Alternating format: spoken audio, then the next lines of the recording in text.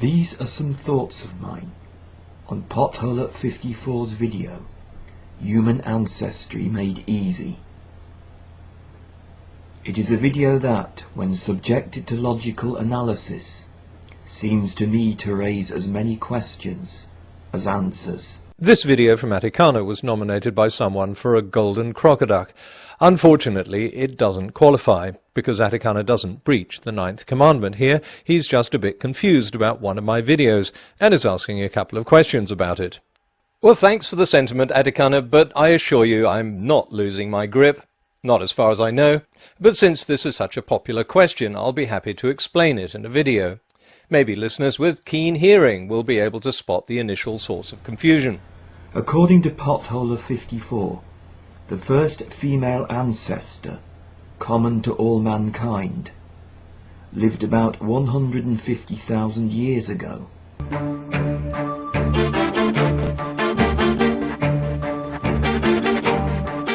My last video, Human Evolution Made Easy, showed how mitochondrial DNA can be used to trace our most recent common matrilineal female ancestor.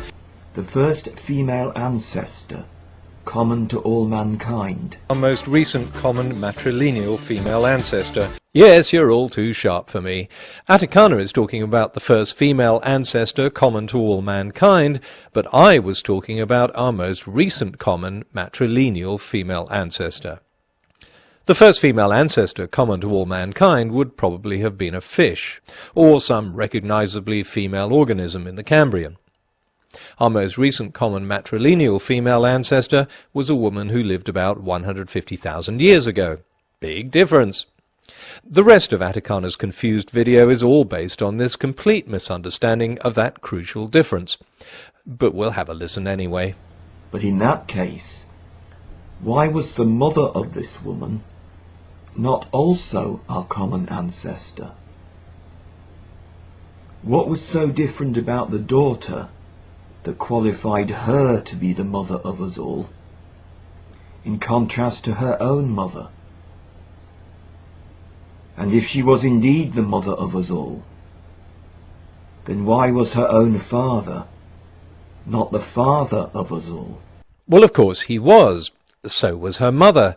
So were her grandparents, and great-grandparents, and great-great-grandparents. We have millions of common ancestors, but only one of them is our most recent common matrilineal female ancestor.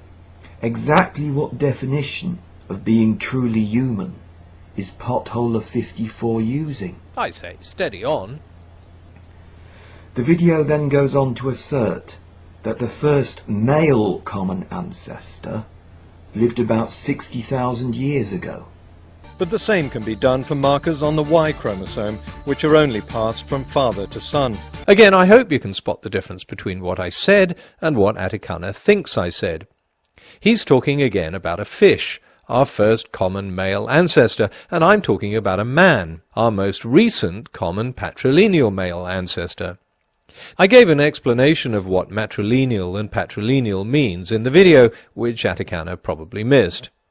And patrilineal ancestry through Y chromosome DNA gives much more accurate dates because there's no mixing of genes.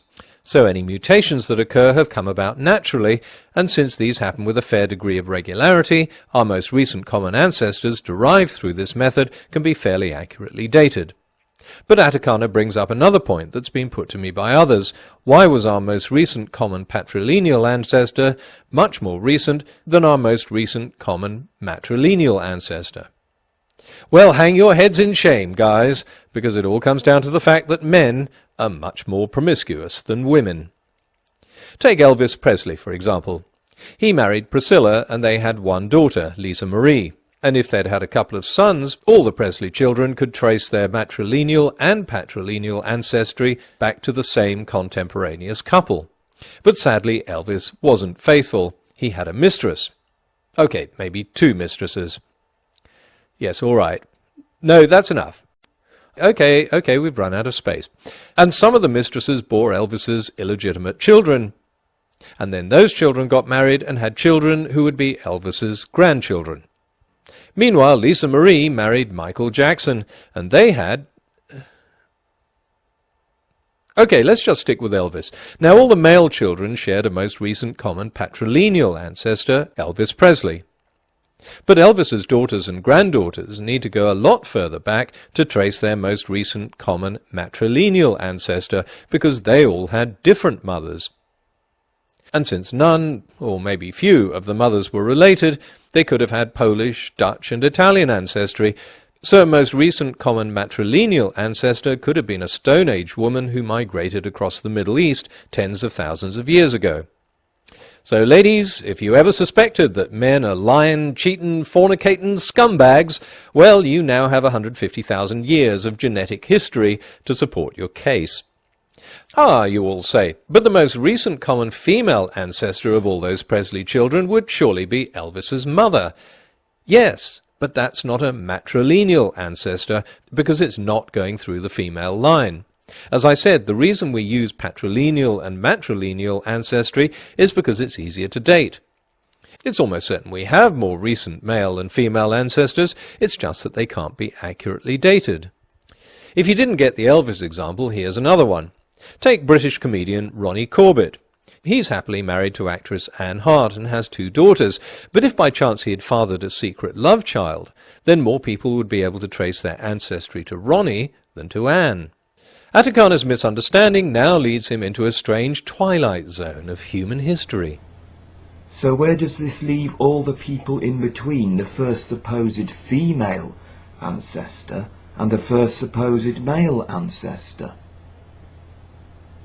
If the first female common ancestor was in the past, but the first male common ancestor was yet to come, then who or what exactly were the people in between? Were they some kind of not quite human hybrid, with the true yin of us, but not the true yang? Look, Atticana, our ancestors had yin and yang coming out the yin-yang. They weren't deformed mutants descended from a female ancestor and hopelessly confused as they awaited the arrival of their male ancestor. They were just as human as Priscilla Presley's parents and grandparents. We're not related to every human who's ever lived, but that doesn't mean we're any less human. I obviously could have done a much better job of explaining all this, so I do take a lot of the blame for the fact that Atticana and others found it confusing. But if there's something you don't get, do go back over the video and check the wording of what I said, because I usually say things for a certain reason. And if something doesn't make sense, by all means write and ask. I'll be more than happy to explain it or to point out a mistake and correct it if I'm wrong. Secondly, nothing in any of my videos is my theory. Everything is based on research done by people with far greater expertise than me, and I always cite the source. So it's not my assertion that these male and female ancestors lived at these particular times. This comes from Spencer Davis's research that I cited in the video. Of course, if I've misquoted or misrepresented the source, then I do want to know about it, so message me and I'll be happy to correct it.